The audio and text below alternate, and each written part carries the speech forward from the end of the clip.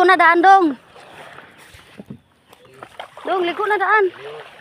Adi hara ka. Ayun ang guban. Bye. Bye, pangit. Oh, mubaba man lagi ka. Ay.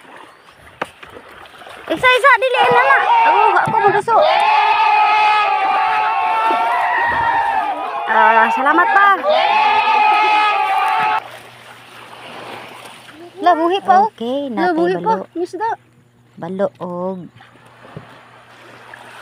Ay, ganawan Tara na. Dili man Linaw atong dagat. Natay sari dari mga ma'am. Ini, naisalay, naisalmoniti. Indot atong isda karong buntag. Oh, gamay lang. Hinos. Gamay lang dahil nga.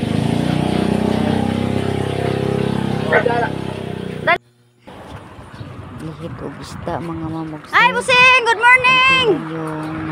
Busing, mutanaw ka og kuan isda. Hindi masyado madami yung Nakoy nukos, nakoy isda. Ang linaw pala. Nakoy kitong. Maganda, ang sarap. Maligo. Kitong isda nukos. Ganitong oras. Nakoy sari. Mga dahil hindi po maganda sa ating katawan at kalusugan. Pag nandito kayo at dala kayo lagi ng bakong at importante yung tubig sa ating pangatawan. Mag-iingat kayo dahil po mataas po yung init ng araw. Ngayon po kasama ko si Lance po. At saka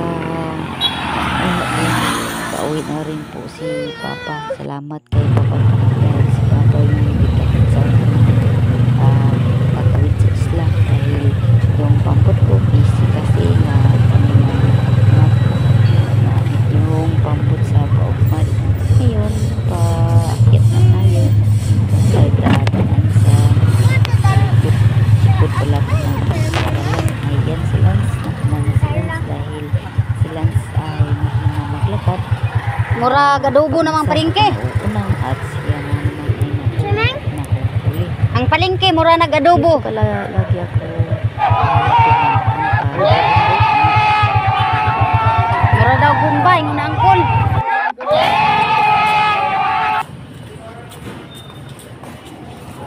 Thank you ka. Gibali man mo. Thank you sa. Thank you kay harap na. Sige, thank you. Kubuyo po tayo.